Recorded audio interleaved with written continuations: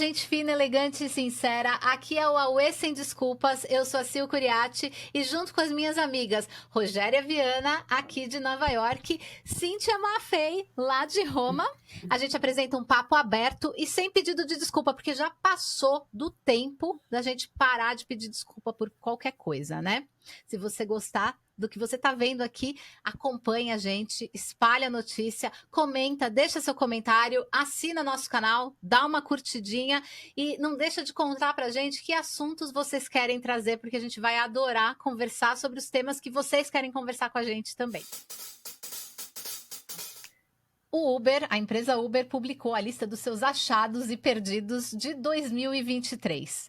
Entre as coisas mais bizarras que vocês vão ver aí nessas fotos estão uma tartaruga viva, uma peruca de topete, um teste de paternidade, 2 potes cheios de aranhas, uma folha, uma planta que foi clamada muito necessária, entre aspas, a pessoa que perdeu disse que essa planta era muito necessária, era uma folha, literalmente uma folha de árvore, muito necessária, e uma vela escrito, te vejo nos tribunais, que quem sabe foi deixada pela Stormy Daniels para o Trump, vai saber. Ana, menina, vocês já esqueceram alguma coisa no Uber ou num táxi? Ou... Tô indo até agora com a história da tartaruga viva, gente. Não, quem entra num Uber com uma tartaruga e sai sem ela? E esquece. Não esqueci nada, não. Tem gente que esquece dignidade, essas coisas, né? Perde, né? Não é nem esquece, essas pessoas perdem de uma vez, né? Dignidade. Mas eu nunca esqueci, não. Eu sou bem atenta nessas horas. A Cíntia tem uma tartaruga, né? Mais de 100 anos. Quantos anos tem a Turtle? O Jabuti tá com 65, por aí. Eu falando mais de 100 anos, eu já sou exagerada. Ela veio com a casa que ela comprou e tá lá, sim, maravilhosa. Já 14 anos. Quando eu peguei a tartaruga, falavam que era macho. E aí, então eu coloquei o nome de Winston Turtle. E aí chamei o veterinário para olhar. E realmente ela estava subnutrida, ele me deu várias dicas e tal, e descobri que era uma menina. Aí virou só Turtle. Aí, infelizmente, minha imaginação não... Turtle, né? Porque do Winston Turtle podia virar Margaret Turtle. Margaret Turtle, boa ideia. Às vezes a gente chama ela de Maria, mas é Margaret Turtle. Rô, qual que é o Aue da semana para você hoje? O meu Aue da semana é sobre, que está todo mundo falando da Miss Argentina. Essa semana passada, né? A Miss Argentina, estão falando Miss Argentina, mas na verdade ela não é a Miss Argentina. O que aconteceu? Teve um concurso das regionais do Miss Universo da área de Buenos Aires. E ela ganhou, ela tem 60 anos, Alejandra Rodrigues, ela é advogada e jornalista. Linda. Ela é linda E mesmo. ela ganhou 60 anos de idade e agora ela vai concorrer, dia 25 de maio, vai ter a final do Miss Universo, lá da Argentina. Ela vai concorrer com outras 27 participantes. E um caso interessante é que, pela primeira vez desde 1958, o Miss Universo abriu inscrições para mulheres acima de 28 anos, porque antes era só de 18 a 28 aanos. Vejam só que loucura. E ela falou que, por incentivo da própria organização do concurso, ela se inscreveu e ganhou. E eu acho que isso, gente, sabe, é um progresso. Ainda não se sabe se essa regra vai virar regra, né? Ou se foi uma exceção esse ano, para eles verem como aconteceria. Mas o fato é que eu acho que é uma esperança, assim, né? Num concurso Miss Universo, que é um concurso muito criticado por ser retrógrado, por divulgar uma imagem da mulher, né, muito antiquada, e abrir essa exceção e fazer esse teste, né, com mulheres mais velhas, e uma de 60 anos, uma sexagenária, levar ali na área de Buenos Aires. Eu achei sensacional. Eu achei o máximo. A gente tem tantas referências legais, né? A Vera Wang, por exemplo, que é famosa pelos vestidos de noiva, estilista. Eu lembro que eu levei um susto com ela quando eu vi na pandemia as fotos dela. Ela está com 74 anos, é uma coisa impressionante. Na hora eu levei um choque, assim. E a Demi Moore também está maravilhosa. A gente tem um monte de exemplo de mulheres que estão maravilhosas entre 60 e 70 anos, né? E eu espero que não tenha um retrocesso aí, que continue essa abertura para as idades, diversas idades e tal. Eu curti muito isso também, porque justamente isso que vocês falaram, né? Tem mulheres maravilhosas, tem mulheres que a gente fala, por que não estão concorrendo, né? Só por causa da idade, não concorriam simplesmente por causa da idade. Ao mesmo tempo, tem uma coisa que me cutuca, que é o fato da Alejandra, por exemplo, não aparentar ter 60 anos. Quando você olha para ela, ela parece uma mulher de 30 anos. Ela parece muito mais jovem, ela parece ter metade da idade. Ela estava concorrendo com outras mulheres também muito bonitas, na faixa dos 60 também, que aparentavam estar mais para os 60 anos, que você vê a pele um pouco diferente, a maturidade que traz traços bastante específicos, né? E o meu questionamento é, tá bom, mas aí isso tá de novo premiando a beleza que parece jovem. E não, eu olho pelos dois lados, o lado da abertura para a mulher mais velha, que é maravilhoso, e o lado do, tá bom, mas a gente vai continuar premiando quem parece menina. Mas os padrões de beleza mudaram muito, né, também. Hoje em dia, por exemplo, se você pensar Golden Girls, né, que é aquela série sensacional. Você sabia que as personagens tinham 50 anos de idade, 50 anos. disso. E elas parecem mulheres de 70, 80. De 80, mais. Então, eu acho também que a imagem da mulher de 60 anos é diferente também. Então, talvez isso faça sentido da gente entender que uma mulher de 60 anos pode sim parecer jovem, né? Ela tem todos os cuidados. Ela até falou: eu me alimento muito bem, de forma saudável, eu faço exercícios.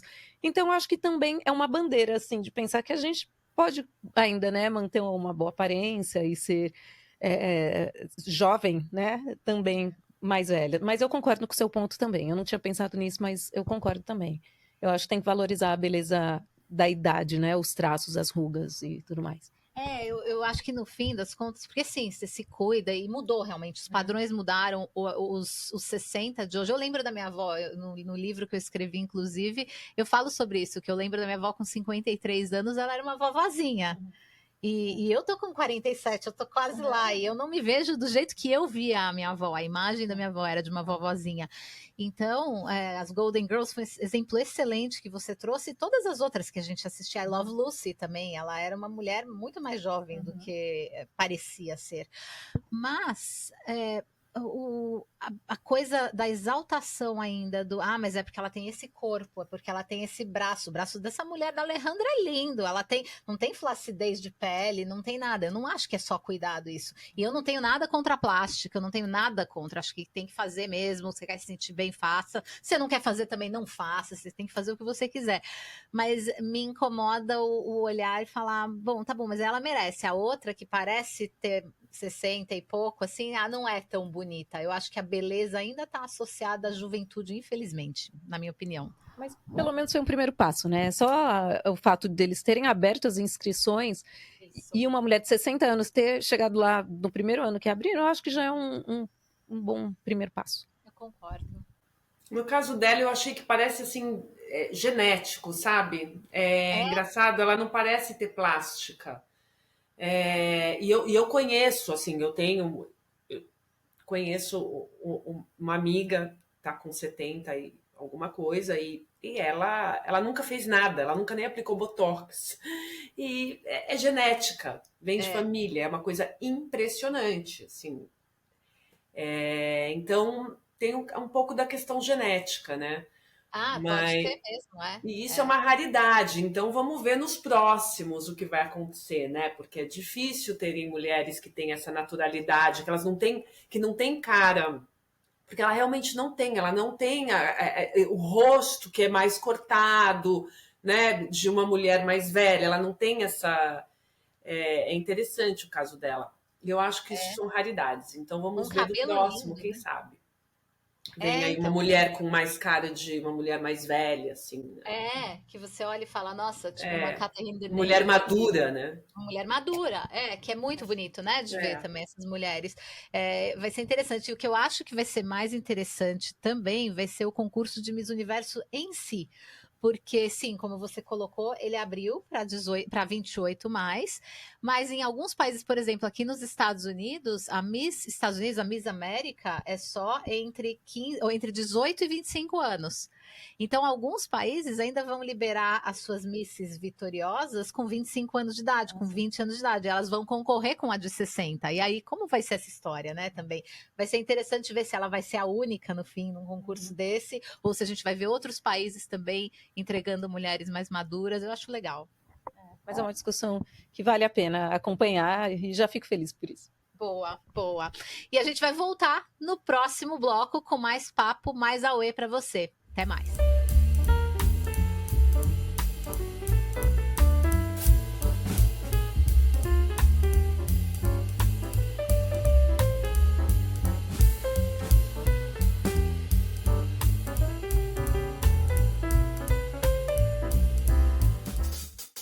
Estamos de volta com a Auê Sem Desculpas e eu quero começar perguntando para as minhas amigas aqui se vocês querem compartilhar uma saudade, uma irritação ou um desafio. Por que você não começa assim? Eu fiquei muito irritada essa semana. Eu ia falar um desafio, mas eu me irritei muito essa semana com a questão dos acordos nos casos de violência sexual. Conta mais, fala mais. É que a gente vai entrar nesse assunto depois, né? Mas são acordos, por exemplo, esse Harvey, né? Ele fez mais de 30 acordos com mulheres. Isso impede com que eles vá para a corte, seja feita justiça. Eu não entendo como uma questão criminal pode ser finalizada em um acordo, sabe? Criminal deveria ser uma questão de Estado, né? Boa irritação. E você errou uma saudade, uma irritação ou um desafio?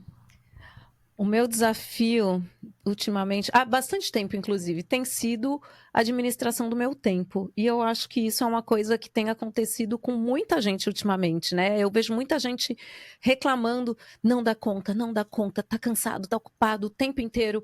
E esse tem sido o meu desafio também, né? Você me conhece, tem gente que me acompanha e que sabe que eu faço muitas coisas, né? Em muitos campos diferentes. E eu percebo que, por exemplo, para eu assistir uma série, eu tenho que ficar acordada até 3 horas da manhã. Porque durante o dia eu não consigo, porque estou fazendo coisas, estou trabalhando até muito tarde. Então, esse tem sido um desafio. E eu vi outro dia uma influencer falando que ela estava sempre atrasada e ela percebeu que ela estava sempre atrasada porque ela não tinha noção do tempo que ela levava para fazer as coisas. Então, qual foi a ideia dela? E eu estou pensando em fazer isso aí também. Pode ser uma dica, se alguém fizer, me fala também.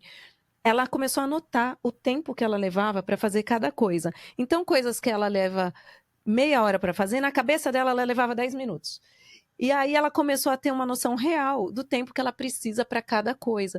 Eu acho que eu estou pensando em fazer isso também. Porque eu acho que pode ser uma boa e eu posso ter uma ideia melhor de como organizar o meu tempo e eu não me sentir super sugada ao fim do dia sempre. Você sabe que o meu desafio ia ser exatamente esse e eu mudei, porque esse conselho que ela pegou é um conselho muito válido e deve ter vindo da psicóloga dela, da terapeuta dela, porque existe um viés de comportamento que é justamente subestimar o tempo que a gente leva para fazer as coisas. É uma coisa real humana. Então, essa história de você marcar no tempo e de aí você vai começar a bloquear a sua agenda naqueles intervalos para fazer a tarefa que você se propôs a fazer, ajudam realmente. É uma boa dica mesmo. Eu tenho um desafio, além do tempo, que também é um desafio para mim. O meu desafio, quando vai chegando essa época do ano, é seguir com a dieta. E eu vou explicar por quê. Porque eu fico assim, no inverno eu tô comendo direitinho, mas eu falo, gente, é inverno, a gente pode um pouco mais de caloria. Aí vai no chocolate, vai no vinhozinho tinto, essas coisas e tal. Tomava meu martini, meu boulevardier. Aí vai chegando o verão, você fala, não, quero me arrumar, quero comer menos, vou comer mais leve e tal. Só que daí vem o sol, e aí é uma desculpa para tomar um champanhe, para tomar um aperol, para tomar uma margarita no sol. Então eu acabo bebendo e comendo aperitivinhos demais porque eu tô celebrando o sol. Então eu não consigo. E eu fico assim, eu tenho que fazer uma dieta bastante restrita por conta de uma situação, de uma condição que eu tenho, e eu falo, eu vou fazer ela direitinho, só que daí alguém fala, vamos num happy hour, num rooftop, né, que nem eu fui na semana passada, no topo de um prédio lindo, com aquele sol maravilhoso, fala, vou tomar um drinkzinho, né, gente, é um sufoco, é muito chato. Esse negócio que o verão dura pouco aqui, então. A gente pode tudo, né, a gente pode tudo. E eu vou aproveitar e falar do meu Auê. O meu Aue da semana, a Cíntia puxou muito bem esse papo, porque o meu Aue tem a ver com isso. É o caso do Harvey Weinstein. Harvey Weinstein, para quem não se lembra, não conhece, era um produtor muito famoso em Hollywood, um produtor de grandes filmes, um produtor daqueles, assim, a maioria dos filmes que você viu, bons filmes, ele tinha o dedo dele ali. Ele foi considerado um predador sexual. Ele abusou sexualmente, ele estuprou centenas, e eu repito, centenas de mulheres, centenas de mulheres. Ele teve 2 julgamentos, passou por 2 julgamentos, um em Nova York e um na Califórnia. E aí, para quem também não conhece essa situação aqui nos Estados Unidos, as leis são estaduais. Então, o que acontece em um tribunal não tem a ver com o que acontece no outro tribunal. E quando acontece no federal, ainda é outra coisa. No caso dele, ele foi condenado nos 2 tribunais. Na Califórnia, ele foi condenado a 16 anos pelo estupro de 2 meninas, ou de uma na Califórnia, acho que de uma na Califórnia, que foi conhecida como Jane Doe, que significa uma Maria qualquer, aqui mais ou menos isso. E aqui em Nova York, ele foi condenado pelo estupro de 2. O que aconteceu na época da condenação em 2019? Ele foi julgado por um tribunal que os advogados de acusação chamaram testemunhas, 50 testemunhas, e algumas dessas não estavam envolvidas diretamente naqueles casos, daqueles 2 estupros pelos quais ele estava sendo julgado. Então, ou seja, ele acabou sendo condenado, considerado culpado, ele estava cumprindo uma pena de 27 anos aqui, e aí outra na Califórnia, uma soma a outra, não são juntas, então é 27 mais 16 anos, isso foi 2019. E aí este ano, semana passada, a corte aqui em Nova York, estadual, disse, a gente vai anular a condenação do Harvey Weinstein, porque ele não foi julgado nas bases técnicas corretas, ou seja, testemunhas que foram chamadas que não têm a ver com o caso, teoricamente não tem uma palavra naquele tipo de caso. Ela vira uma questão de que eles chamam aqui de ela disse, aquele disse que me disse. Ah, ela disse isso, ela disse aquilo. Dessas testemunhas, 3 delas tinham sido também estupradas por ele. Então, esse caso, só para completar toda a explicação do caso para quem não conhece, esse é o caso que foi o gatilho para o movimento Me Too, que todo mundo conhece, o movimento de Eu Também, que fez mulheres levantarem as mãos e dizerem eu também fui estuprada, eu também passei por isso, e envolveu muita gente famosa, porque entre as vítimas deles estão, por exemplo, tem várias pessoas famosas, várias pessoas não famosas, mas estão Gwyneth Paltrow, Ashley Judd e outras. Então as mulheres estavam realmente muito revoltadas com isso.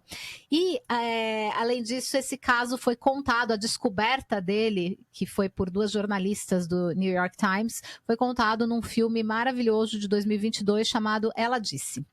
Vale a pena assistir. Eu quis trazer esse Aue aqui para discutir com vocês, porque, de fato, é uma tecnicalidade, né? Não é técnico o problema, e sim, está errado condenar uma pessoa quando você traz testemunhas que não têm relação com o caso.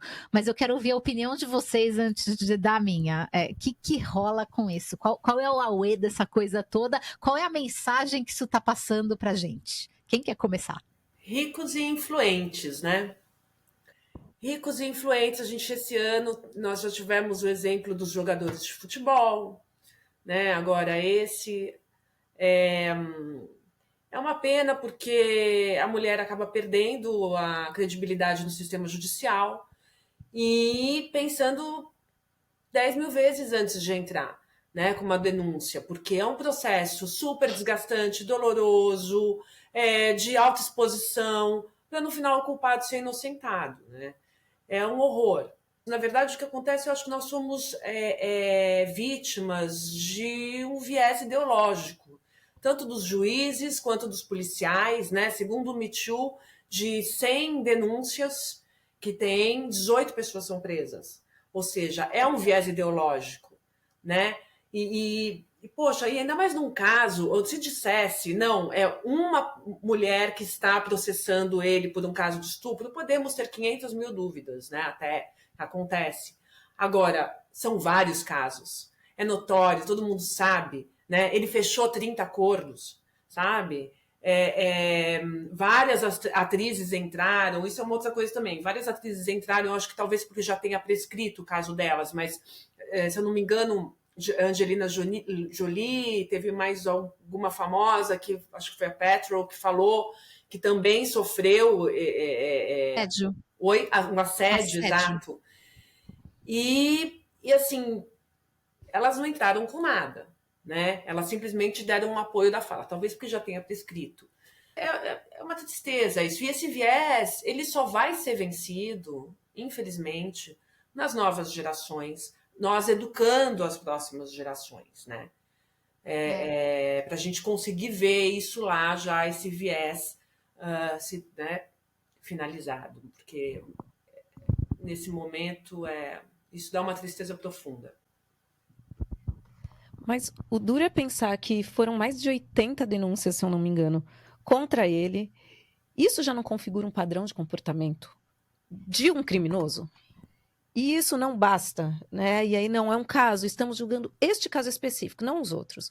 A gente está falando desse daqui, então como ele não é culpado... Pelo amor de Deus, gente, esse homem é um criminoso. 80 mulheres falando que sofreram. Centenas, foram mais de 100. Mais de 100, mas eu acho que oficialmente, sei lá... E assim, vocês acham que pessoas públicas como, sabe, essas atrizes, iriam se expor dessa forma, se não fosse um caso realmente sério, se não fosse... Então isso já configura a criminalidade dele. E aí entra nessas... É lógico que os ricos, influentes e que podem contratar os melhores advogados e de alguma forma manipular ali o sistema, eles sempre vão usar esses recursos, esses artifícios, né, para escapar dessas punições. Mas é muito triste, né, saber. E como a Cíntia falou, eu acho que isso desestimula as mulheres a continuarem denunciando esses abusos e essas violências, né, que sofrem. É uma pena. Aqui no Brasil a gente tem a divisão também de importunação sexual, né? Nos Estados Unidos não sei se tem essa divisão. Não sei. A importunação sexual seria uma pessoa que se masturba na frente da outra, ou que engaja em um assunto sexual sem o consentimento da outra, né, as palavras. Então, isso é interessante também, porque a gente sofre muito isso, né? No Brasil isso é muito comum. E eu não sei nos Estados Unidos se tem essa divisão. Porque ele com certeza agia assim também, não era só um padrão de abuso sexual, né? Certamente, era o comportamento. Vocês falaram uns pontos muito importantes, né? Tem isso, tem a questão do denotar o comportamento. Se é tanta gente, tanta mulher falando, isso tudo bem que não tem a ver com aquele caso especificamente, mas aquilo faz a gente entender o caráter da pessoa. Se tem 50 testemunhas dando padrões de comportamento que são ofensivos, explicando que esse cara se comportava dessa forma, isso ajuda as pessoas a entender, os juízes, todo mundo a entender o caráter do cara. Então, não tem a ver com aquilo, mas eu sei que já teve julgamentos no passado aqui nos Estados Unidos relacionados a outros tipos de crime, onde eles desenharam o caráter da pessoa através da participação de testemunhas que não tinham relação com o crime em si, mas tinham relação, por exemplo, como essa pessoa forjava os documentos dela, como essa pessoa cometia fraudes financeiras e tudo mais. Então isso já mostra quem é o cara, né? E outro ponto que a Ci falou, que é a questão dos ricos e influentes. Se a gente lembrar que o Bill Cosby também, recentemente, saiu da cadeia. É outro que também saiu da cadeia nas mesmas condições. Os advogados não quiseram entrar numa vara criminal, quiseram entrar numa vara civil, e aí permitiram que ele falasse, deixaram ele ficar falando, que é uma coisa que fica mais fácil, aparentemente, num tribunal civil, e ele se autoculpou por conta das palavras. Então, usaram as próprias palavras dele para incriminá-lo. E aí, isso caracteriza um julgamento não tecnicamente correto. Então, ele foi solto. O Bill Cosby foi solto. O Harvey Weinstein não seria solto. Eles fariam um novo julgamento para ele agora aqui em Nova York. E caso ele seja libertado em Nova York, ele tem que ser transferido para a Califórnia para cumprir a pena de 16 anos. Eu acho que, de qualquer forma, preso ou não, esse recado é justamente o que vocês falaram. É um recado muito ruim para o movimento Me Too, para as mulheres que estão tomando coragem de falar, porque é isso, é desgastante, financeiramente é desgastante, emocionalmente é desgastante e humilhante para muitas dessas mulheres ter que explicar o que aconteceu, ter que contar em detalhes infinitas vezes na frente de um monte de gente. Aí chega lá na frente o cara, eu saio porque eu tenho dinheiro. Teve uma tecnicalidade. E a outra coisa que incomoda muito é que quando eles saem dizendo o seguinte: eu sabia que iam provar que eu era inocente. Aí dá vontade de dar murro na cara, não dá? Fala sério. Hoje eu li que o Gerard Depardieu agora, ele teve em 2023 várias mulheres, várias atrizes denunciaram. Agora, novamente, e ele está passando, eu não sabia, por um processo de violência sexual, agora na França. Então, eu tô bem curiosa, quero ver como vai ser esse desfecho. A gente vai voltar no próximo bloco com mais Aue pra você. Fica com a gente, assina o canal enquanto isso, dá um alô pras amigas, manda aqui um comentário, diz pra gente o que você quer ouvir no programa e até mais. A melhor maneira de você conquistar o que deseja é através de uma comunicação clara e eficiente. Acesse silcuriati.com e conheça os nossos cursos online. Story, porque a sua história merece ser ouvida. Estamos de volta com a Aue Sem Desculpas e a gente abre esse bloco com uma dica de perfil no Instagram para vocês seguirem. É o Good News Movement. O que a gente gosta nesse perfil? O mundo tá cheio de notícia ruim, gente. E esse perfil, diferente de alguns que a gente já viu por aí, de criar notícias boas ou transformar as notícias ruins em algo bom, em uma manchete boa, ele de fato vira o mundo atrás de notícias boas. Então é um perfil que faz a gente acreditar de novo na humanidade, ter fé de que o ser humano pode ser bom e que tem coisas bacanas, boas acontecendo. Sigam eles lá. É um perfil em inglês. Se você não falar inglês, vale às vezes colocar no traduzir ali a legenda, pelo menos para ler, para você entender a história bacana que está por trás. Além disso, não deixem de seguir a gente, o perfil da Rogéria, fala o seu. Me sigam lá no Vem Pra Nova York com as dicas, tem de tudo, gente. Gastronomia, eventos, tudo que acontece aqui em Nova York, eu tô lá. E o meu, Sil Curiati, que tem um pouco da story, tem um pouco disso aqui daqui a pouco, porque a gente ainda tá mantendo um segredinho, mas vocês já vão ver coisas lá. E um pouco mais de tudo, porque eu tô por Nova York com a Rô, eu pego carona nela aqui. Si, agora é você. Parla com a gente. Qual que é seu Aue de hoje? Bom, já aproveitando, né, o assunto que a gente veio do segundo bloco, seria sobre os Red Pills. Não sei se quem já ouviu falar, eu nunca tinha ouvido falar, foi recentemente. E aí eu fiquei super curiosa e descobri que eu não sabia, existem movimentos de direitos do homem nos Estados Unidos, alguns, né? Uns deles pleiteia a igualdade entre os sexos e outros incentivam a misoginia, como, por exemplo, o Red Pills. E o Red Pills, ele surgiu, claro, como uma resposta à emancipação feminina recente. O nome, né, é a pílula vermelha e azul do Matrix, né? Então, pílula vermelha, no qual a pílula azul você continua nesse mundo bolha, e a vermelha, você sairia desse mundo bolha e veria a realidade. Então, eles tomam a pílula vermelha e aí eles conseguem ver a realidade. Qual é a realidade deles? A bolha, né, é que nós mulheres somos vítimas e eles são os culpados por isso, né? E que o patriarcalismo é uma simples desculpa, não existe, que a gente usa para se vitimizar. E a realidade é que eles são escravos, na verdade, e nós temos uma vida fácil. Não existe o patriarcalismo, essa é o máximo. Agora, o que eu quero, e eu vou ler, eu faço questão de ler para vocês, é o que eles pleiteiam, né? Então, vamos lá. Isso é muito bom. Então, os homens são vítimas, né, do alto número de suicídio entre homens, que é um grande número de suicídio entre homens. Eles são vítimas de fatalidades no trabalho, recrutamento militar, são vítimas de trabalhos de alto risco, violência doméstica e abuso sexual, disparidades nas sentenças criminais, que realmente os homens tendem a ter um número maior, né, quando são sentenciados de cadeia, menos direitos no divórcio e no custódia dos seus filhos, na custódia. Essa é ótima. Menos investimentos em pesquisas sobre saúde masculina. Desigualdade educacional, vítimas de circuncisão, falta de direitos reprodutivos, menor expectativa de vida, acusações falsas de abuso sexual e paternidade, vítimas de misandry. Misandry seria o oposto de misoginia, seria o ódio aos homens. Agora deixo para vocês esse lindo prato. Olha, eu começo dizendo, eu preciso dizer que eu assisti esse documentário esse fim de semana.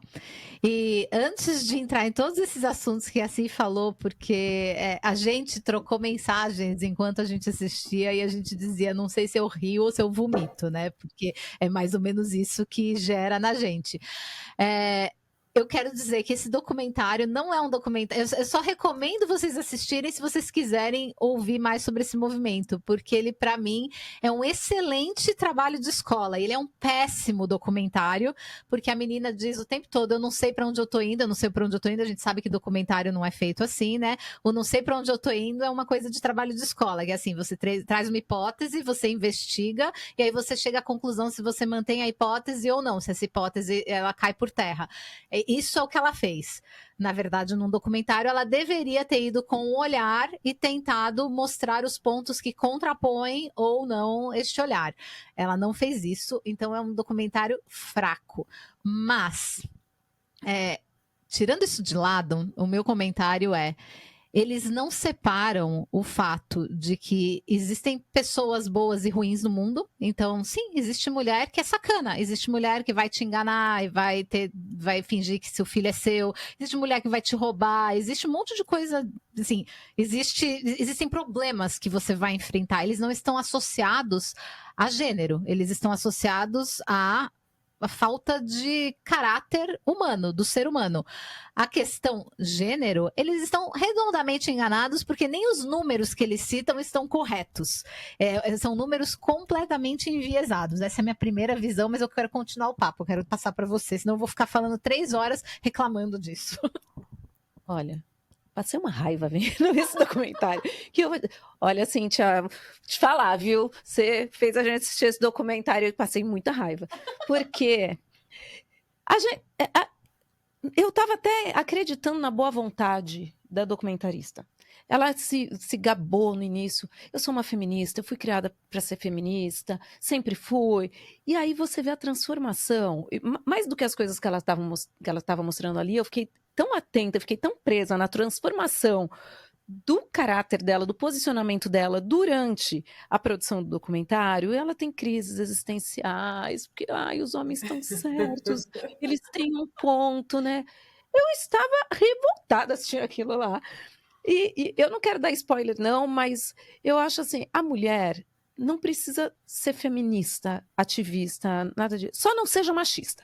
Porque é uma mulher machista, gente, a gente precisa, né? Eu acho que a gente lutou tanto tempo para adquirir certos direitos, certas defesas, né? Como a gente tem, e falar até assim, porque tem não sei quantos mil centros de apoio às mulheres, de violência contra a violência doméstica, e só tem um contra os homens. Por que será que só tem um, né? Por que será? Que boa pergunta. Parece que tem 2.000 centros, né? De proteção das mulheres, né, contra a violência doméstica, e um contra os homens. É porque é todo mundo idiota. Então, eu acho que esse documentário, eu acho que é interessante do ponto de vista de entender, né, as reivindicações que a Cíntia mencionou ali. É interessante ver o que eles pleiteiam e quem são as figuras ali, né, porque você fala, não é possível que uma pessoa de bom senso esteja realmente tomando parte nesse movimento. E aí você vê as figuras, eu acho que é interessante, é uma curiosidade esse documentário. É o perfil deles, né? O perfil, quando você durante o documentário, o perfil dos homens ali são homens que foram humilhados, machucados, que têm autoestima muito baixa, né? E que, assim, sofreram coisas que a mulher sofre, todas as mulheres, né? Assim, sofreram durante praticamente o tempo todo da nossa história, né? Então dá uma dó, assim, no sentido de esses problemas que eles pleiteiam é um problema que não deveria ser de gênero, né? Ele deveria ser ser coisas pleiteadas pelo ser humano, como ser humano, não como gênero, né? E isso é uma dó. E eu acho assim que os homens estão perdidos, que se o homem tem um ego que não foi bem construído, sabe? Ele tem a baixa autoestima muito forte, ele não sabe, nunca conviveu com não, com desapontamentos, com desilusões, né? Ele cresceu como um menininho mimado. Então, assim, é uma dó, porque esses homens precisam de ajuda, de alguma forma, né? Eu acho, psicológica, psiquiátrica, mas é a vida, né? Isso é a vida. Isso que você falou foi justamente o que passou pela minha cabeça. Eu achei tão bom você falar. Isso é um problema humano, né? E eu assistindo esse documentário, eu falei, por que Katsu esses homens não procuram um psiquiatra, um terapeuta? Porque eles falam, mulheres se juntam, mulheres fazem... A gente não tem apoio. Não tem apoio porque não quer, porque não procura ajuda. Então, eles são seres machucados, eles são homens machucados, como você bem colocou. E se em vez deles provocarem o ódio, eles resolvessem levantar e dizer, olha, mulheres, a gente sabe o que vocês estão sentindo, porque nós aqui, esse pequeno grupo aqui, sente igual. A gente vai se juntar a vocês contra as pessoas que causam isso na gente. Ia ser um movimento tão mais legal, né? Exato. Mas em vez disso, eles têm sites e é bastante underground. Hoje em dia eu não sei se está underground isso, né? Que é aquela coisa bem obscura na internet. Eles têm sites onde o líder deles escreve textos e aí eu vou explicar o que ele escreveu e dizer a explicação dele, mas que eu acho absurdo tudo. Em um dos textos ele fala, você já bateu numa mulher hoje? Você já pegou a sua mulher pelo cabelo e amassou a cara dela na parede, a cabeça dela na parede, até ela se machucar bastante? Você já fez isso hoje? Ele fala isso no texto dele. E aí a menina ficou chocada, a documentarista. E aí ela vai checar, ela diz, mas esse texto foi em resposta a um texto de mulheres dizendo que já bateram em homens. Assim, em vez da resposta do cara ser uma resposta que eleva a discussão, ele fala, tá bom, elas batem homens, a gente vai dar porrada em mulher. Homem naturalmente é mais forte que mulher. Tá tudo errado. As mulheres que escreveram esse texto estão erradas. O cara tá errado e essa documentarista de defender essa discussão tá errada. Ela foi rechaçada, né, pelas feministas depois. Ainda bem, né? Não tem como, né? Com razão. E eu acho, inclusive, esses homens que estão passando por tudo isso, se eles buscassem ajuda, eles seriam ajudados, inclusive, por mulheres. Claro. As mulheres não negariam ajuda para esses homens. Em alguns casos eu me compadeci, óbvio, ali. O homem foi proibido de ver os próprios filhos. É triste, lógico que é triste. Eu não estou falando que ele merece isso por ser homem, mas porque, de repente, realmente a mulher dele é, sabe, o demônio. Mas eles não precisam se revoltar contra o gênero feminino inteiro. Não é isso. Se buscar ajuda, com certeza tem um grupo de mulheres querendo ajudar esses homens também, com certeza. E o ponto da saúde, da pesquisa, né, que você até grifou, né, Si, quando você estava falando, as pesquisas não são feitas para... Mentira, gente, é mentira. Os carros, por exemplo, aqueles crash tests que fazem em carros antes do carro ir à venda, eles só são feitos com corpos de proporções masculinas, por exemplo. Então, nem todas as mulheres estão seguras no carro. É um exemplo disso. Aí eles falam, estudam muito mais câncer de mama do que câncer de próstata. Mas quantas outras doenças, por exemplo, até poucos anos atrás, eu não estou falando de 10 anos atrás, estou falando de menos que isso, os sintomas do infarte, por exemplo, eram considerados únicos para homens e para mulheres, até descobrirem que as pesquisas sempre foram feitas com homens e que sintomas de infarto em mulher são absolutamente diferentes. A mulher começa com outras sensações no corpo e que as pessoas mandavam elas tomarem aspirina, os médicos mandavam, toma aspirina e volta para casa porque não é nada, a mulher morre. Então é mal informado, além de tudo, né? Sim, sim. Não, e muitas das reclamações, assim, trabalho militar, os trabalhos mais difíceis, gente, eles escolheram esse caminho, eles nos bloquearam, eles, né? Nossa, gente, é tão antigo. Um dia a gente pode até falar, um papo bem legal, a gente conversar sobre o patriarcalismo, como ele começou, como foi essa evolução, sabe? Bom papo mesmo. Vide Grécia, sabe? As mulheres gregas eram escondidas dentro de casa, elas não podiam sair, elas não tinham vida social. Era muito triste. Então, assim, é lamentável tudo isso, né? E eu acho que até trazendo um pouco para a realidade de hoje, porque esse documentário já é mais antigo, né? De 2014, se eu não me engano. Foi lançado em 2017, acho. No Netflix, mas eu acho que no cinema talvez, eu não sei onde antes, que eu vi a produção 2013, 14, mas sim, enfim, é um documentário que já tem seus 8 anos aí, seus 7 anos, e as pessoas falam, tá bom, qual a relevância disso? A relevância disso, se você olha, para um pouco para pensar nos 2 temas que a gente tratou antes aqui, a beleza feminina e o etarismo, o tema anterior dos predadores sexuais, tudo isso está embedado nessa cultura Red Pill, no fundo, né? É isso. Tanto as feministas radicais, eu não gosto, eu não consigo também me identificar com as radicais feministas, como também os radicais. Tudo que é radical é complicado, né? Eu não consigo me identificar com as feministas radicais também. Eu acho que existe um meio termo e existe uma forma... E nós estamos lutando, né, por isso. A gente está lutando por todas as lutas que nós fizemos, e quando a gente sai na rua reivindicando, a gente não sai na rua, vamos acabar com os homens, vamos bater, vamos sacanear. Não é, né? Então, assim, poxa, lutem pelos seus direitos, não tem problema nenhum eles lutarem pelos direitos deles, se eles veem isso como uma necessidade. Mas, né, vamos lutar de uma forma... legal, sabe, tranquila né? A gente faz isso há tantos anos, né? As mulheres façam isso sem também. massacrar o outro, né? É isso mesmo. Muito bem, o papo tá bom e a gente volta no próximo bloco, então, agora com dicas de Nova York e outras dicas mais. Volta aqui com a gente. O Marshmello se apaixonou pelo chocolate quente e dessa paixão nasceu o S'mores Hot Chocolate da Glace by Nuglu. E claro, fui provar o chocolate quente mais famoso de Nova York, que leva uma borda de marshmallow tostado, um cookie e uma bola de chantilly em cima. Essa combinação ficou deliciosa. Ele está disponível em vários sabores diferentes, como o Cosmic Brown S'mores, que vem além do marshmallow, uma rosquinha de brownie, chantilly e uma calda espessa de chocolate. Eis aí mais uma bela história de amor com um final feliz. Sorte a nossa!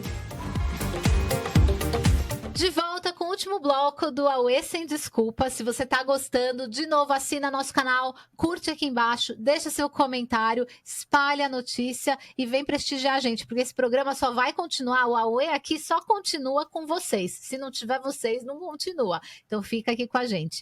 E a gente já abriu esse bloco com a dica maravilhosa da Rô, que sabe tudo de Nova York. Eu tô louca, Rô, pra provar esse chocolate.